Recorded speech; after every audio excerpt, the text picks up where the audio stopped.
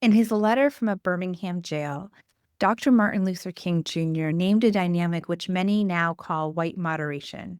He wrote, quote, I have almost reached the regrettable conclusion that the Negro's great stumbling block in his stride toward freedom is not the white citizen's counselor or the Ku Klux Klanner, but the white moderate who is more devoted to order than to justice, who prefers a negative peace, which is the absence of tension, to a positive peace, which is the presence of justice.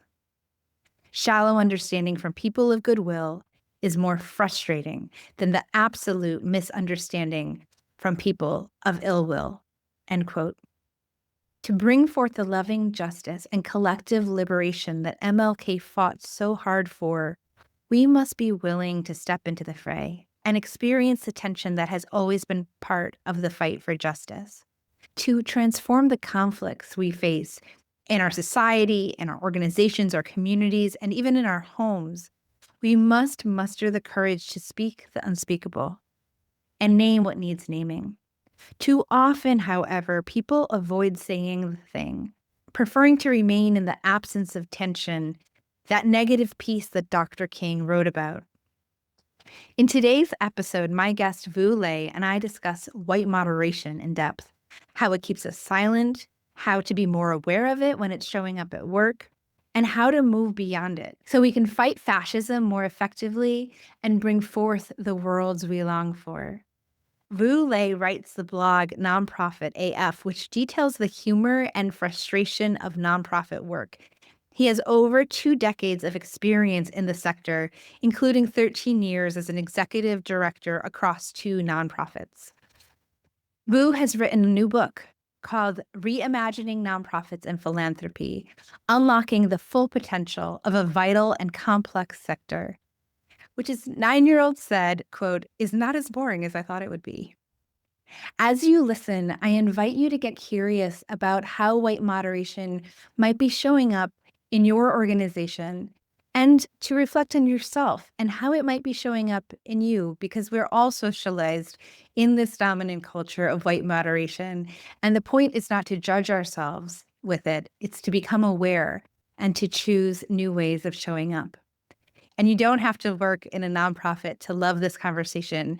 I don't work in a nonprofit, and I enjoyed this conversation so much. I'm especially grateful for all of the inspiring stories that Vu shares, and I think you'll enjoy them too.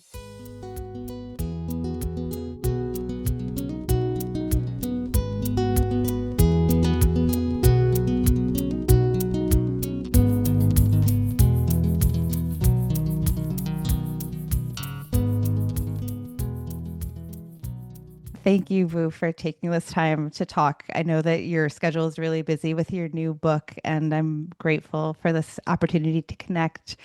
I'd love to start by asking you what has called you to be so passionate right now about supporting nonprofits in the fight against fascism? Yeah, thank you, Catherine, for opening with such a softball question. That's right.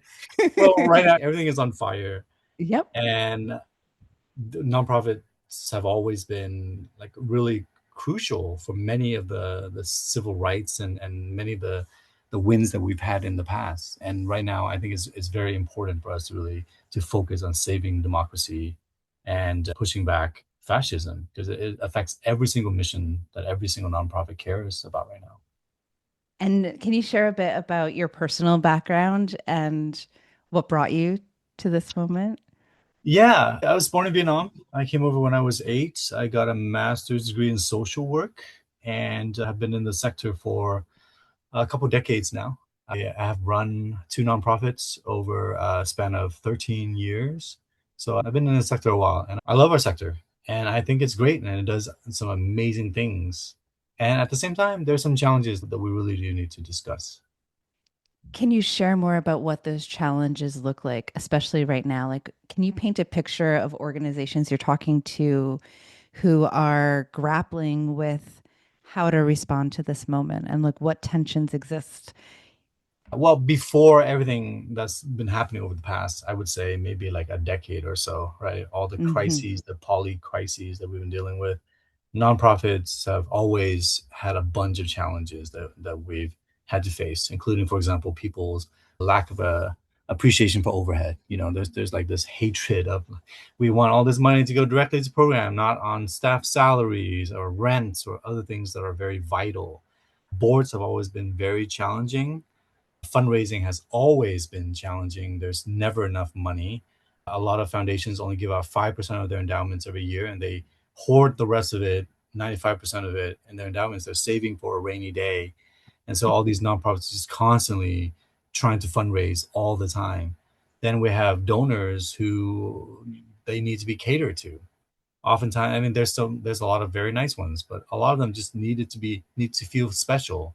So they need to be constantly thanked and have handwritten thank you notes sent to them and special events put on for them and so on. Then there's the fear of advocacy, where a lot of funders just don't want to fund nonprofits to do advocacy work or systems change work or lobbying, things that will actually change the systems and not just address the symptoms of what we've been trying to deal with. So that's what's been happening even before the poly crisis that we've been dealing with right now. But right now, it's gotten much worse with the attacks on DEI, the administration, attacking nonprofits, people calling us frauds, and all of this stuff. It's been very frustrating, and a lot of funders have not been stepping up to give out more money so we can actually handle these threats here and continue doing our work. Can you talk more about the fear of funding policy work and that advocacy and like what those conversations within organizations around that look like, if they're even having those conversations in the first place? When I say funders, I primarily mean like progressive liberal leaning funders are terrified Mhm. of policy work. They think that it's beneath them. They don't want to get into the fray. Whereas conservative funders are like, we need to do this. Like, policy work is how we get change done. Whereas liberal funders refuse to do that. So they only want to fund to address the symptoms of stuff. And they think that anything is political. So they're allergic to anything that's even remotely political, such as advocacy work, which doesn't have to be political. But over time, they have kind of trickled down this fear to nonprofits. So now many nonprofits are terrified of doing advocacy work too. Even though 501(c)(3)s, they cannot endorse political candidates, they can still do advocacy work. They can spend up to 10% of their budgets every year doing advocacy work. It's completely legal. But many of them are so terrified of doing that too. To be honest, as someone who's done political organizing since college days, I have a really hard time wrapping my mind around the statement, let's not get political and let's not work on policy. It seems like the most important place to be focusing, in my opinion.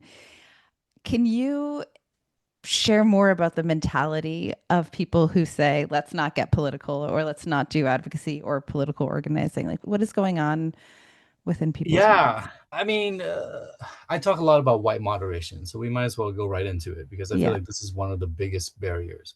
Yeah. White moderation was what Dr. King called the biggest threat to justice, right? It's not the people who are burning crosses and marching in white robes. It's the people who are very nice, who are on the side saying, can we all just get along? Like, I believe in your vision of a just world, but like, can we not ruffle feathers? Can you wait? Can you do it the right way? Can you do it in the right channel?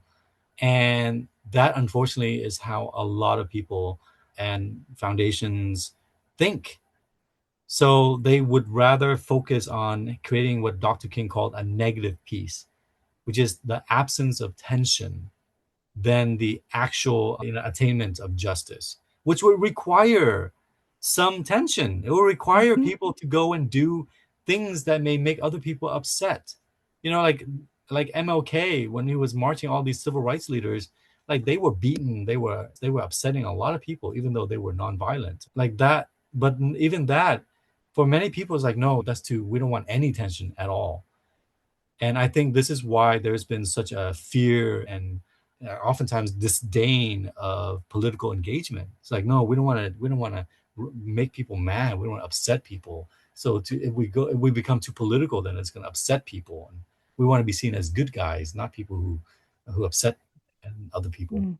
So it's equating good guys with people who don't upset anyone. Yeah, that's part of it. Uh-huh. We focus on things such as civility and politeness. For example, an example a couple of years ago was Beto O'Rourke when there was another school massacre of children in school, right? Another mass shooting. And he was very upset. I think it might have been Uvalde or another place, one of the many mass shootings we Yeah. experienced here. And he was talking about this, and he was so riled up that he cussed. Like, I Hmm. think he used the F word, Yeah. and more people were upset that he used the F word than Right. they were about the fact that children are being massacred in schools every single week in our country. White moderation. People being more upset about the cussing than they are about the murders. I'm wanting to paint a picture of this for listeners, right? I'm wanting to help listeners know how to identify white moderation, both in themselves and in others. Like with kindness and compassion, right? Not from like a judgmental place, but from like a, oh, wow, I want to do better. I have good intentions. I want to do better. I see this showing up in myself. Maybe I can change that. If people are listening to us talk about this, what things might people be doing that are coming from a place of white moderation that could help them see that in themselves or in others? Yeah, on my blog, nonprofitaf.com, I write about this a lot. And there is checklists called like 21 Yeah. things you could be doing. And some of it is things such as refusing to name things, refusing to name white supremacy or racism as the thing that we're battling, right? Because that's one of the things of why moderation, you don't want to say things that upset people. So you don't want to say things like genocide because then people get upset. So that's a form Mhm. of white moderation. But how do we address injustice if we are not willing to name it? Right. Right? Another is like the obsession with standards that we equate with quality. So, for example, when someone can write well or when they present well, right? Yep. Then we leave out a lot of communities who may not have that. For example, I have a master's degree. I like formal Hmm. education. I like education. But I Right. don't like it when it becomes a gatekeeping factor, Totally. right? To prevent people. Well, because a lot of these jobs, you don't need a formal degree. And there are lots of qualified candidates who have amazing contributions, but they may not have a bachelor's degree or a master's or whatever. And conversely, there are tons of people who have amazing PhDs and whatever who are not as effective on the team. But if we're Totally. like, well, this is what we have to do things the right way. So you need to have a bachelor's, then that's a form of white moderation. And there's also like doing things the right way. Like we got to do it the right way. We can't upset people. We can't. So we need to, whatever it takes. So we see this in things like the riots, right? Right. When people were really upset about the murder, the police murdering Black community members or other people of color and so on after George Floyd's murder by the police, and there people were rightfully upset, right? And then there were some buildings that were burning down. People were more focused on the buildings being burned down. Right. They were so upset about like these random buildings than they were about the actual thousands of people being murdered every year because of injustice. I love that you included a quote from someone's, I think their business was burned in Minneapolis. Do you happen to remember that quote? Yeah, I think it was a restaurant owner in Yeah. Minneapolis when, and I think his restaurant was someone maybe set fire to it. And he basically, I've paraphrased, but he was like, this is more important than me. Yeah. Justice is more important than my restaurant. And if Yeah. my restaurant needs to burn, then, this is not as important as the fact that people are getting murdered in this unjust system here. But that Right. takes a lot of generosity of spirits, to be able to see something like that. Yeah. It's really uncomfortable sometimes to name the thing.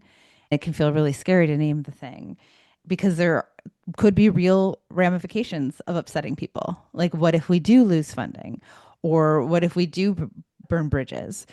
And then what happens to our organization? Some people are like, we have to do everything we possibly can to name and address what's going on now.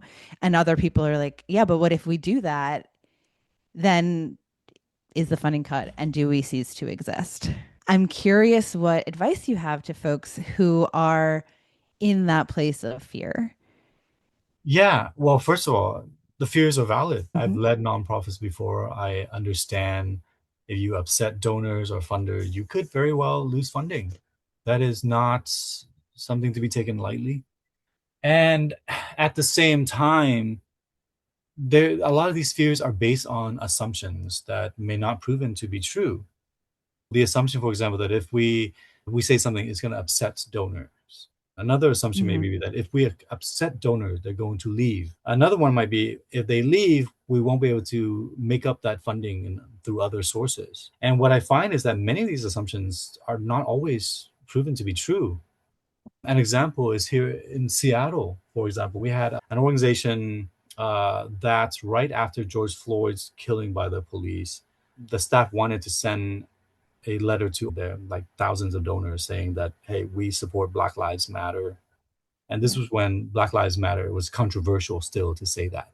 Defunding the police was very controversial. But the staff wanted to send this out to all of their donors saying that we support Black Lives Matter, we support defunding the police. That's our value, and that's what we support. And of course, there was a conflict and there was a lot of fear because a lot of people, including some board members, were like, if we do this, we're going to lose a bunch of donors. But they stuck with their values and they sent out this letter, and they did lose a bunch of donors. Mm. But they also gained like 5 more donors for every donor that they lost, Wow. because many of the donors were like, whoa, like this is amazing. I really appreciate that you're standing up to your value. And that was probably their best fundraising year ever. So they had the assumption, like they were fearful that like if we lose money, well, we're just gonna have to close and stuff. But the reality is they actually helped their mission that Yeah. time. Another example is maybe it was a Girl Scouts chapter, and they had a donor who said, we will give you $100,000, but only if you promise not to use this money to support transgender girls. And of course, they turned down the money. 100,000 is not something to Yeah. sneeze at, right? Yeah. So, but they went on to, I think they went to their community and said, look, we had this donor who offered this $100,000 and we refused it because this is not aligned with our values. And I think they raised like 3 times more.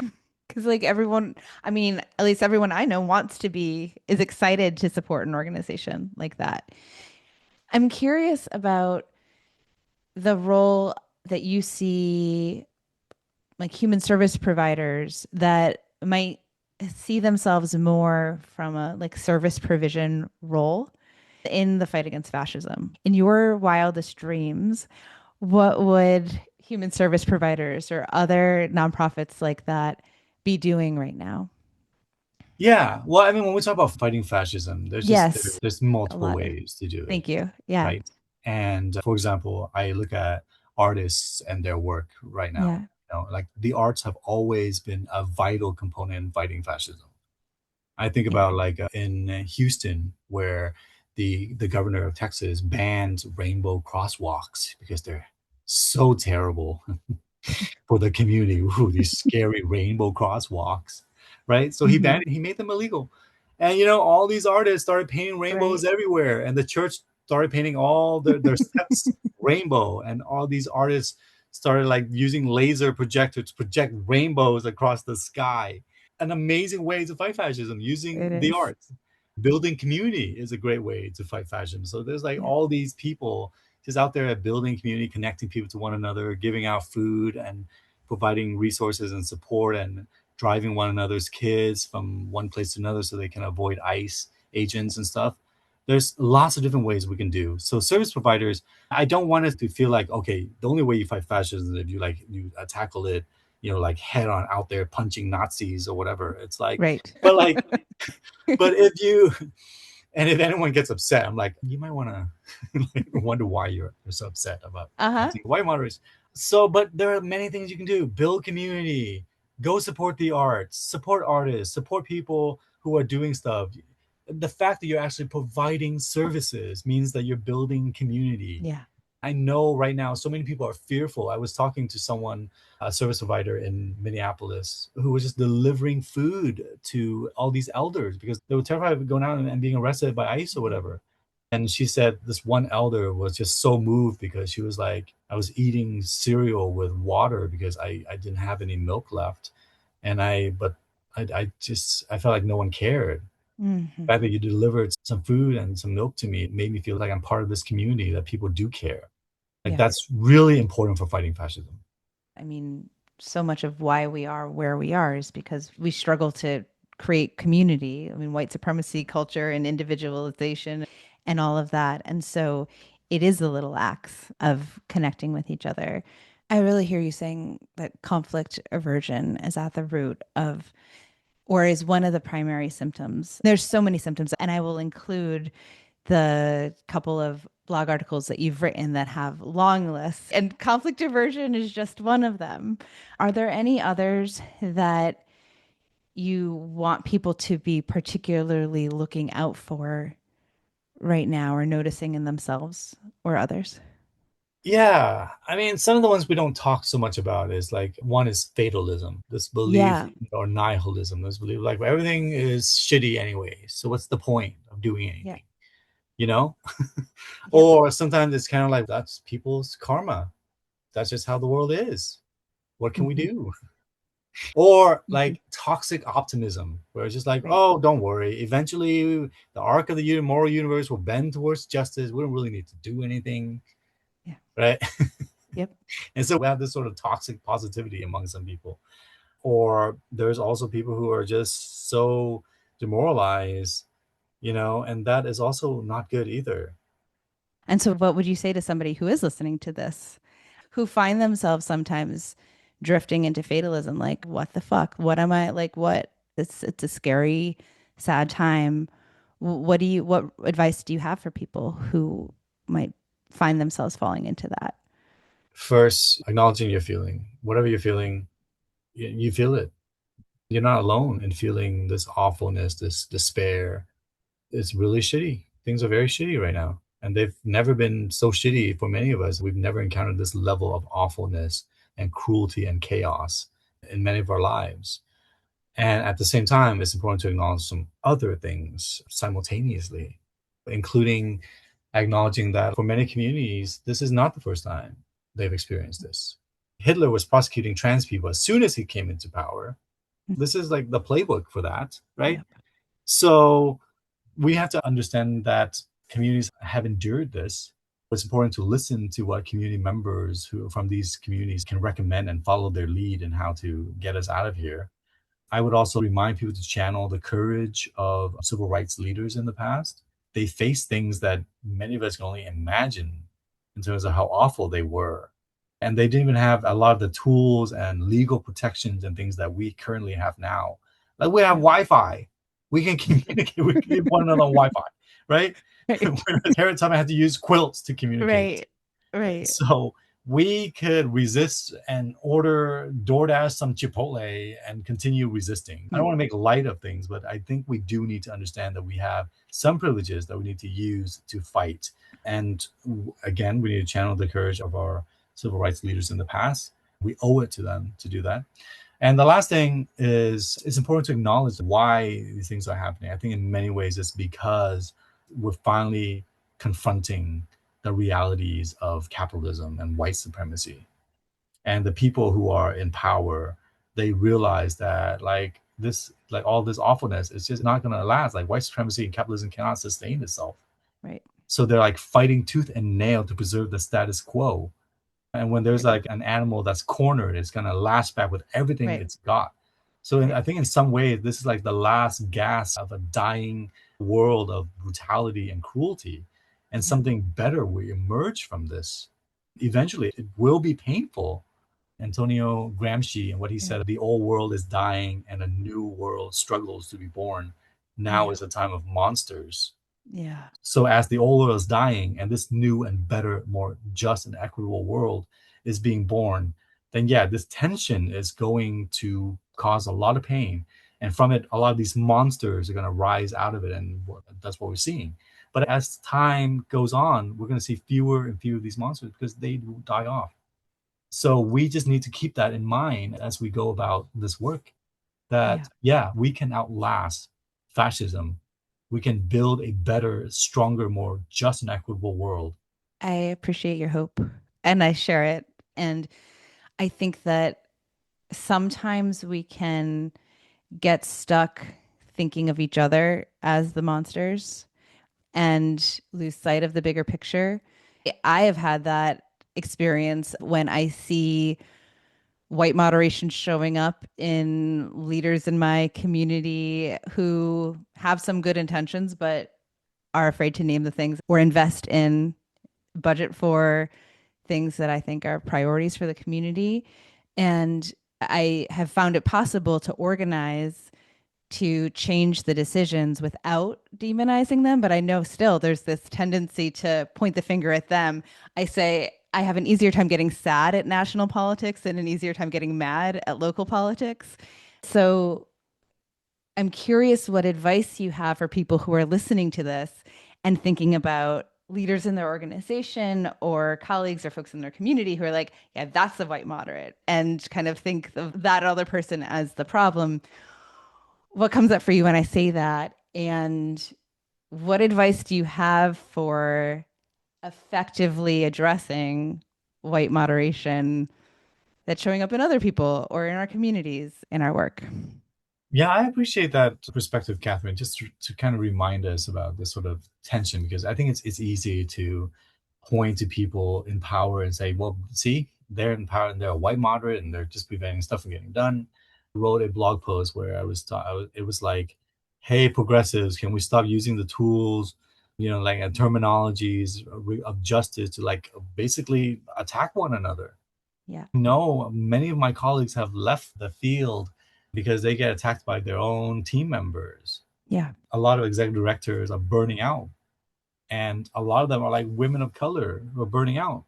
And oftentimes it's like their own team members saying, well, you're as awful as everyone else and you're the one in power. So like there is this tendency, because we're so frustrated and we feel like we can't do anything at the national level or the global level, so then we start turning our ire at the nearest source of power and then make them a Right. target.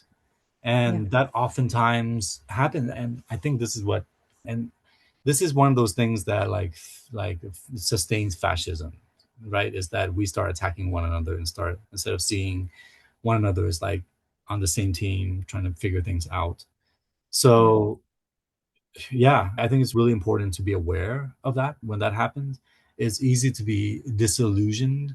It's easy to see people who are in power as only their formal power, instead of seeing them as human beings who are fallible.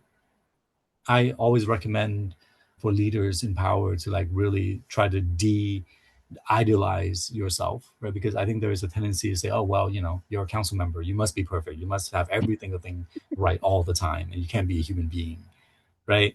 And this happens at every level of leadership. And when I am in leadership, which I try not to be because it was so draining oftentimes, I try to be Yeah. like, look, everyone, I'm going to make mistakes, okay?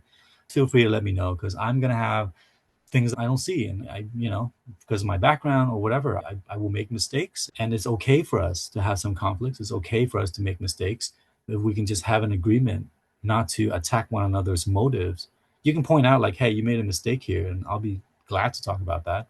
But don't be like, well, you did that because you hate us or whatever. Yeah.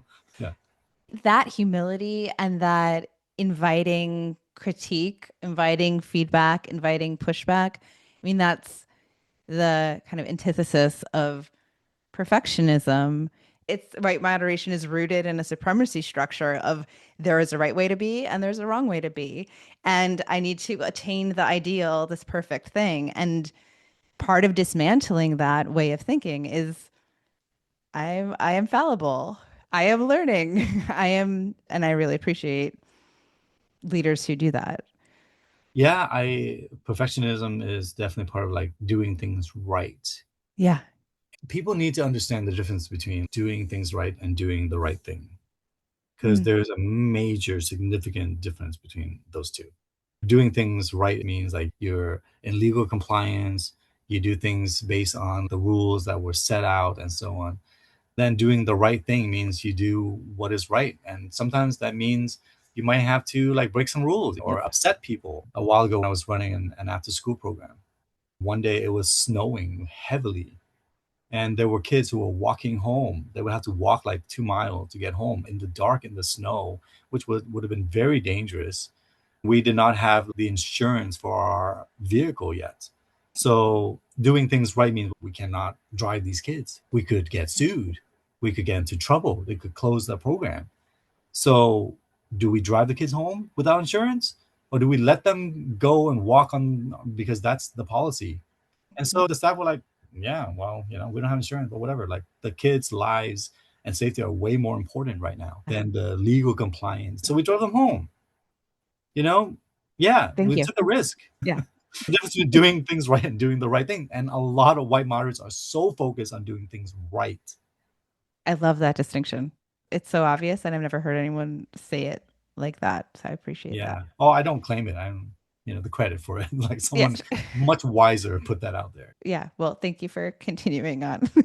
I'll say it. I'll say it too at some point. And no good thought starts with one individual, I would say, probably. Anyway, back to the demonization of the person who takes the structural leadership role. I think it's really hard not to point fingers at individuals. Mm. And I think it's really hard to zoom out and look at systems. I think that's part of how we're socialized in a toxically individualistic culture is to focus on the individual as opposed to looking systemically. And yet we expect people to be able to take on these roles in structures that are rooted in white supremacy, white moderation, white, etc., and then do a perfect job in them just because they're a unique individual. But in order to really create change, so often we need to shift structures within organizations in order to stop these patterns from continuing. So I'm curious if you have specific things that you have seen work in organizations to curtail or mitigate or prevent or the patterns of white moderation from showing up and continuing. Like what structural shifts do you advocate for? Yeah. A lot of it is, I don't know, like being aware, right? Being aware of it. So having these regular discussions. I think the only time we talk about white moderation is when it's MLK Uh-huh. Day in January, and most of the time people are so focused on his words about like all the like the arc of the moral universe and all this stuff. They don't talk about what he says about capitalism Right. and what he says about white moderation, other things that are more wonky or controversial. He said a lot of controversial things, but we Mhm. don't focus on that because ironically that's a form of white moderation. we we don't want to talk about the difficult things, so just trying to be more aware and creating space for that to happen. I do think that feedback, like we are very conflict avoidant, and a lot of it is because we suck at giving and receiving feedback in this Mhm. sector and in specific geographic areas like the Pacific Northwest or I don't know, Minneapolis, New Minnesota. England. Yeah, right. So being able to provide training on how to give and receive feedback. We don't recognize that we do things unconsciously without really thinking about it. For example, triangulation. Triangulation is like when you have a conflict with someone else, and instead of going and talking to them directly and solving it, you go and complain to someone else. Now there's a third person in this triangle for no reason, right? Mhm. Sometimes it's helpful to talk to a third person to get advice so you can actually go and talk to the first person. But the important thing is you talk directly to the first person. Yeah. We skip that step. So now there's just a bunch of people getting mad, triangulated, pulled into drama that they shouldn't even be involved with. So it's really hard to address many of these things. How do we have conversations about white moderation and white supremacy when I can't even tell you, Catherine, that your singing annoys me during lunch? Like, what? Sorry. Stop it. Stop microwaving fish and Sorry. singing in front of the microwave. It's awful. Oh. So we have to be able to have these conversations with one another because that creates a foundation where we can actually have deeper, more meaningful conversation. In my last organization, one of my co-leaders, their name was Ananda Valenzuela. And, Ananda came in and started like really grounding us in feedback. So we actually had tons of training, regular ongoing training and practice regarding giving and receiving feedback. And at one point, we did this thing where we had a monthly feedback speed dating round where everyone went around and checked in with everyone else for like 10 minutes. Wow. We just did like a round and you just do that. And if you miss that day, you can just do that and make it up on your own by going and doing 10-minute speaker, you know. But the training around feedback is very important. We don't do enough of it. So then it makes conversation difficult when we do have serious conflicts. We don't know what to do. The other thing I would say is like we don't take into account neurodivergence, for example, and other factors. So a lot of our conflict resolution skills are very much based on neurotypical tactics, Yeah. such as like, are you making eye contact? If someone does not make eye contact, then they hate your guts and like they're disrespectful. Well, that's not true. I mean, No. maybe some people who are neurodivergent are not comfortable with that. So that should not be taken as a sign that they're being disrespectful to you. I love that I ask you about like the big systems, structural stuff, and you're like, just talk to each other. And that's what I find. I mean, trust me, in local politics, like the drama vortex of like, I'm upset with this person, so I'm gonna go talk to that person. And when I started, I took it all very seriously. And then I was like, hold up, did you talk to that other person?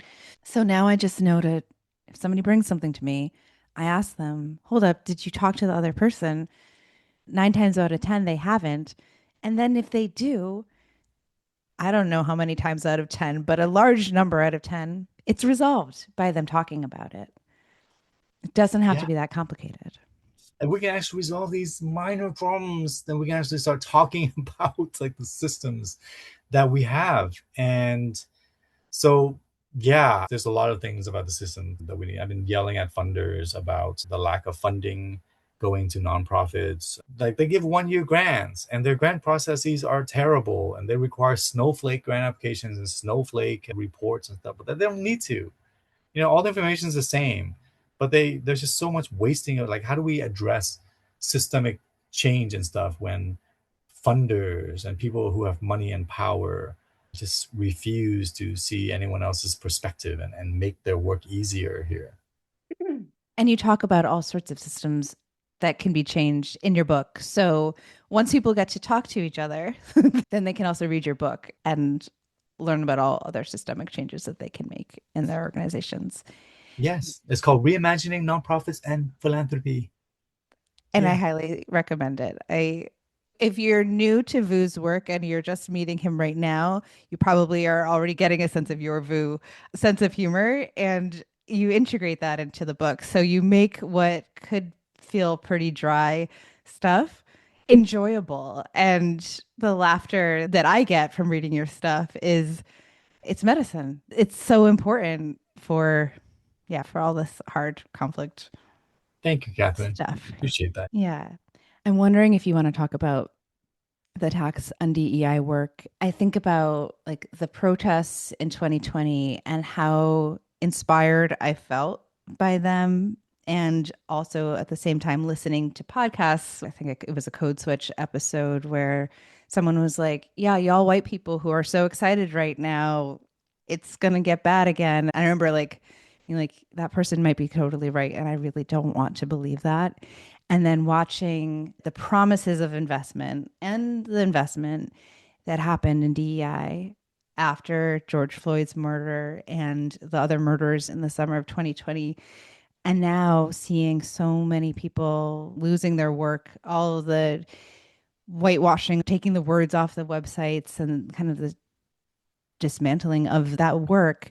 I name it with a lot of sadness, seeing friends who do that work and the need for that work right now. I'm just curious what comes up for you. What would you like to say about that? Yeah, there's a reason why there's been such a strong attack against DEI. It's because it's working.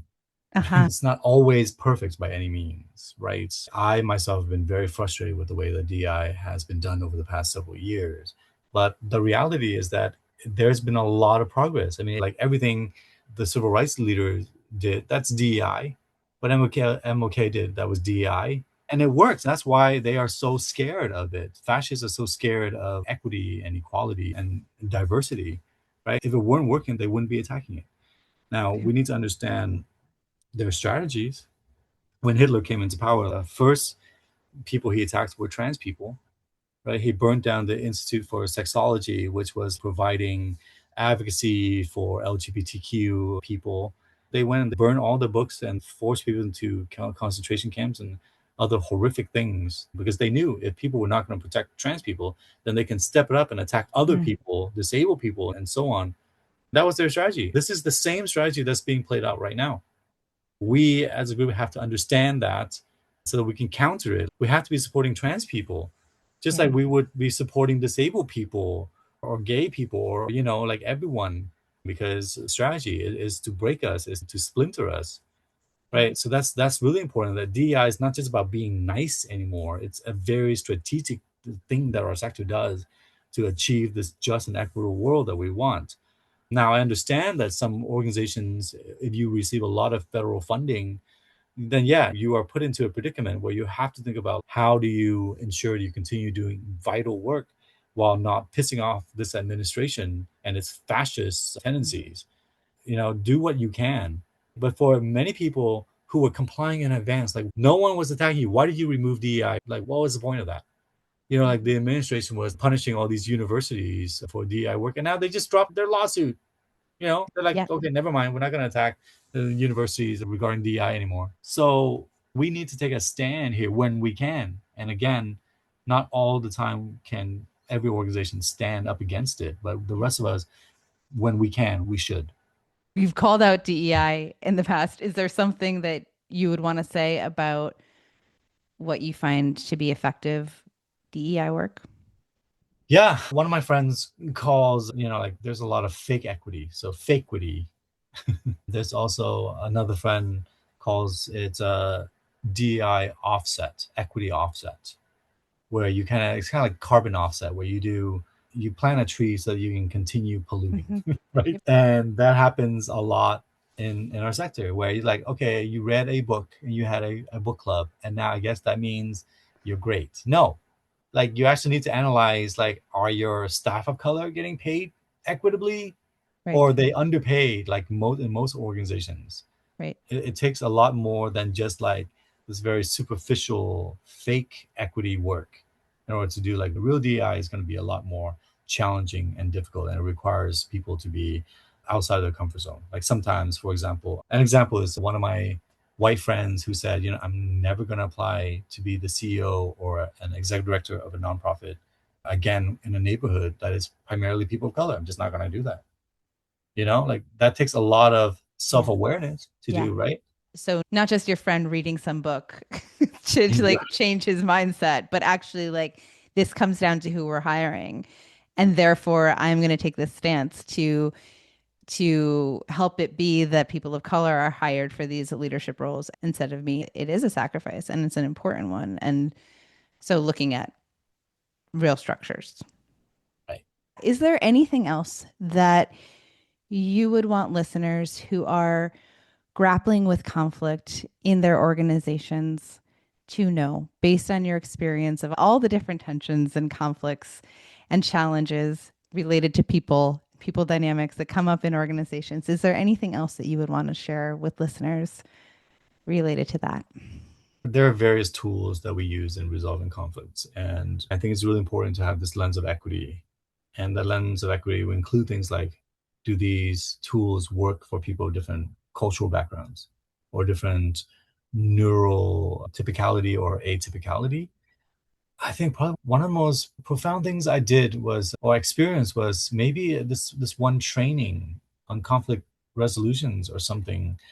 We were asked to do this empathy exercise where like we were paired up with someone and they were just closing their eyes, and we were asked to just look at them and then like start kind of thinking about like all the stuff that they went through, all the pains and heartaches and all the dreams they had, maybe some of the dreams that they had that had to be abandoned because of life's changing circumstances and things, and all the demons they may be wrestling with that no one may know about. And we don't take enough time to start thinking of people as human beings. We just think of them as like, here's a conflict person, a person I'm in conflict with. Yeah. I find it to be helpful to remind ourselves when we're in conflict with people that these are people who have hopes and dreams and heartbreaks and all sorts of stuff that we have had to deal with all the time too. So that framing is helpful. And also it's important to use that framing for yourself too, Yeah. Oftentimes we have more grace for one another than we do for our own selves. And we're going to make mistakes. And if we don't have the lens of empathy for ourselves and others, then we sever connections.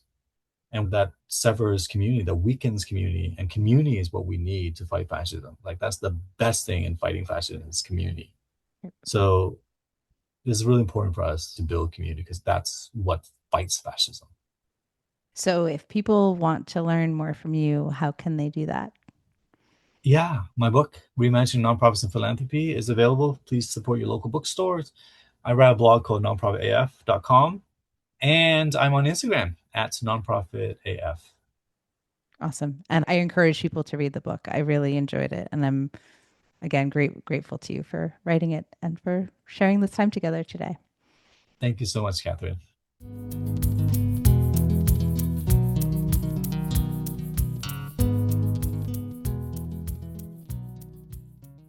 Thank you so much to Vu Lei for this honest and hopeful conversation.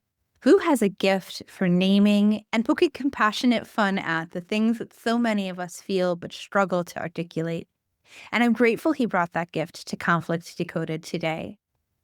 Here's what I hope you're taking away from this conversation. White moderation is not just something that happens out there with other leaders, with other people. It can show up in all of us, in our silence, in our conflict aversion, in our preference for a negative peace over the tension that justice actually requires. The antidote isn't complicated. It's awareness.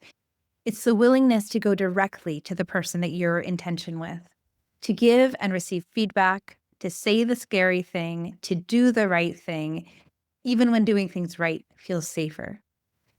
And if you ever feel yourself sliding into despair, when the monsters feel too big and the fight feels too long, I hope you'll remember what Vu said.